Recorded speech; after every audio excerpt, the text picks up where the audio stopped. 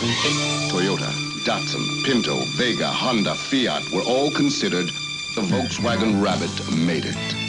It's the best car in the world. It's an everyday hero, an affordable, sensible family car that still conquers tracks across the globe. It's the car that Volkswagen didn't even want, that now defines their brand. It invented the whole idea that a car could be cool without costing you a mortgage. If you're on a budget, it's awesome. If you're not, it's still awesome. Jeremy Clarkson said this is one of the most influential cars ever. I would wet myself with excitement. I've owned 12 of them.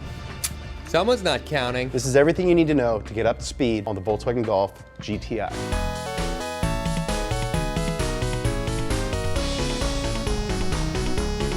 Come on, family hatchback, a legend. Really, James? Really? Well, yes, smartass. See, back in the 70s, you could buy either an affordable car, or if you were rich, you could buy a high-end sports car, like a Ferrari or a Lamborghini, all that good stuff. But for the working man, a Ferrari wasn't really an option. A car within reach looked something like this.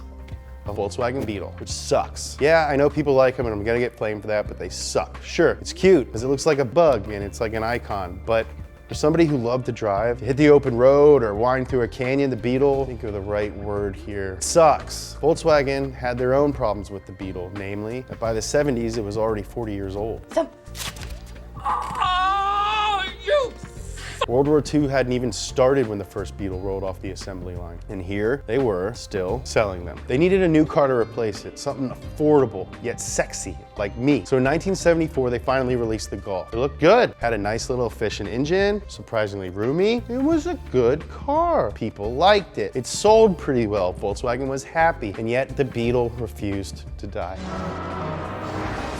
Even with the Golf on the market, the Beetle just kept on chugging. Enter Anton Conrad, quite possibly the most important marketing executive of all time. See, he had this crazy notion that maybe average people might like a fast car. Weird. Specifically looking at the youth market, Conrad pitched the idea of a high-performance variant of the Golf. Basically, same car, bigger engine. Recipe for success. What did Volkswagen say? No. Volkswagen didn't think there was enough of a market there. And besides that, the Golf was never designed to be a performance machine. In response, Conrad did it anyway. Hey, f you, Dad, I'm my own man. Oh, Dad, what about you? You!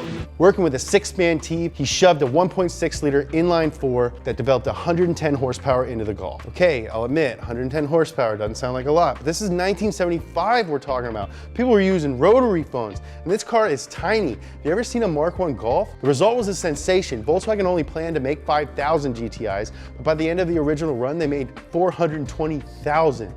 420, dude. Golf GTI handled well. It drove fast and still had as much space and sensibility as the base model. Cool didn't have to live on a poster anymore. Anyone could drive it. And oh yeah, it killed the bug. In 1979, the Beetle finally ceased being sold in the United States. Although we should mention this awesome 70s GTI we're talking about never sold in the US. America got a variation called the Rabbit GTI, which didn't have the European engine, which means that instead of 40 more horsepower than the base model, it got one more. One horse. Sorry, America. Sorry. But the little hatchback that could wasn't content just to be a great car. It went on to change the entire industry and the world. For one thing, to help produce the Golf, Volkswagen bought an old Chrysler plant in Pennsylvania. Now, this was the very first time a foreign auto manufacturer opened up operations in the US, which paved the way for many others in years to come. Helped the US economy, boom. More broadly, the GTI is the car that brought cars out of the 1970s funk. Up to its release, the energy crisis of the time and a general economic forced all vehicles to get smaller, duller, and more boring. The GTI was a shot of adrenaline in the arm of the whole industry and led to the performance car renaissance of the 1980s and right on through today. Icons like the Skyline GTR, Mazda MX-5 can trace their roots back to the GTI's idea of speed machine for the people. Even if you've never wanted a GTI, odds are there's a car out there that you did want that only exists today because of it. That means anytime you see a GTI on the road, you're looking at a hero. You owe your life to dental hygiene. And if you drive a GTI, you're a hero too. And it's won pretty much every award from pretty much every car magazine on the planet. Oh, and one other thing. Over the years, it sold 2 million units. 1 million. 2 freaking million, idiot. That's how a people's car becomes a legend. It's like the rock of cars. You like a Focus ST? Thank the GTI. And the Mark 1 was just the beginning. The Mark 2 saw the introduction of a twin-cam, 16-valve engine and got Recaros. The Mark 3 got the VR6, a 2.8-liter narrow-angle V6 with 172 horsepower and one of the sweetest exhaust notes in the history of cars. Mark 4 got the 20-valve 1.8T. Never lose, Mark 5 was ugly and got independent rear suspension, the 2-liter TSI, and plaid seats. The Mark 6 is a good-looking Mark 5.